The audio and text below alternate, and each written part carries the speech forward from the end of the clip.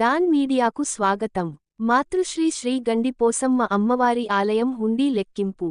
అల్లూరి సీతారామరాజు జిల్లా దేవీపట్నం మండలం గొండూరు గ్రామంలో వేంచేసియున్న శ్రీ మాతృశ్రీ గండిపోసమ్మ అమ్మవారి ఆలయం వద్ద బుధవారం దేవాదాయ ధర్మాదాయ శాఖ అధికారులు, వివిధ ప్రభుత్వ శాఖల అధికారులు, సిబ్బంది, గ్రామస్థులు, పాత్రికేయులు సమక్షంలో శ్రీ అమ్మవారి హుండీలను తెరిచి లెక్కించగా 10 నెలల 6 రోజులకు గాను 6,42,563 రూపాయలు వచ్చాయి.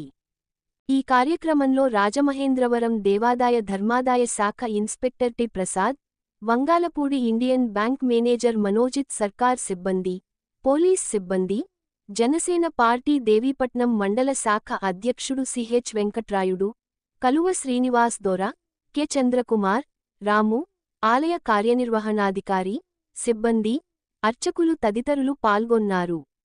విశ్వసనీయ వార్తల సమాహారమే మన డాన్ మీడియా. మరిన్ని వార్తల కోసం మన డాన్ మీడియా ఛానల్ను లైక్ చేయండి, సబ్స్క్రైబ్ చేయండి, మరికొందరితో చేయించండి. ధన్యవాదములు.